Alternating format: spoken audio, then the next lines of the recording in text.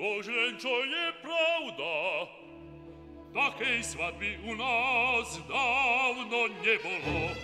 Veď sa patrí jediný náš syn, a potom, aby nás svet na jazyku nosil. To najmenej, na tým sa dostanete, aj keby ste po nebo lietali. Ale nevesta si nemôže ťažkať.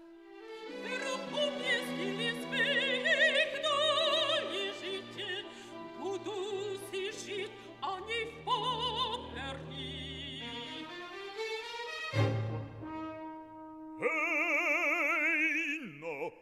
Kto by len bol povedal, že sa mesiac po Janovej smrti tak spária? Oni sa najdu aj po tme, veď o tom sa vedela. Mnohí vedeli, iba starý štelina, chudák. Videl som ho pred chvíľou tu na priedomí. Odvtedy, čo mu syna zastrelili, moce sa vám ako tieň.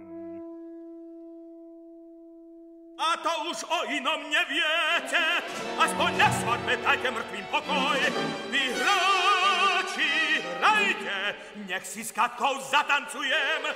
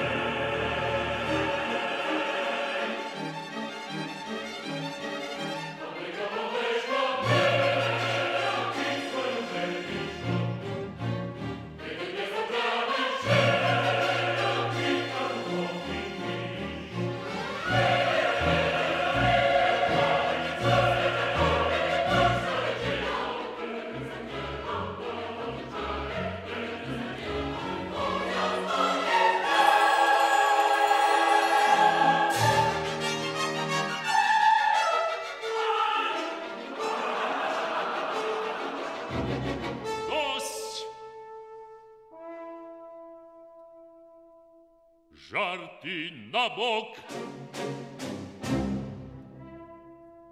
Milí naši svadobníci, vážení a poctiví všetci, táto panna, ktorá bola doteraz pod ochranou svojej matky, opúšťajú a pripojuje sa k svojmu manželovi.